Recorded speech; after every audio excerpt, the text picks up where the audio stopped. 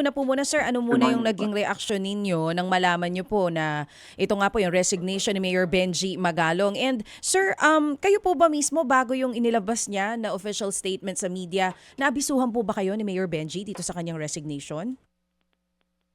Opo, actually po, nagkausap po kami no, ng Biyernes ng gabi. Unang-una ho, nakakalungkot po talaga. No?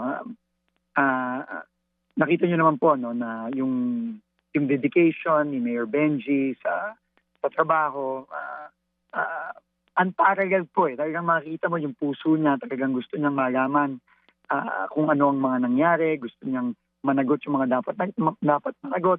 Kamukha din nung yung passion ng ating Pangulo, nandun din po yung passion at dedication ni Mayor Benji. Kaya lungkot na lungkot po talaga ako at to be honest, sinubukan ko po talaga no, paulit-ulit po kaming nag-usap nung Biyernes ng gabi, pinipilit ko po siyang mag-reconsider pero tingin ko po at that point talagang nag-decision na po siya dun sa kanyang pag-desisyon na final na ho yun. Kaya nakakalungkot po pero wala ho tayong magagawa. No?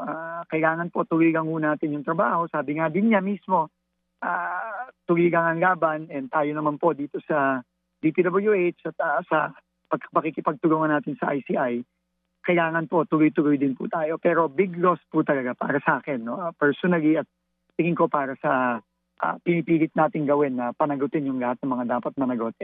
Malaking bagay po yung ng pag-resign ni Mayor Benji. Pero the fight continues po, Sir Ted, Ma'am Cha. No? Tuloy-tuloy lang po tayo. Mga kapatid, brothers and sisters, saan ka pa? Dito na tayo sa totoo. Dito na tayo sa True FM. Mga kapatid, mag-subscribe and follow po kayo sa social media accounts ng True Network PH. Yan po kami. Hanapin nyo lang True Network PH, Facebook, Instagram, YouTube, TikTok, and podcast.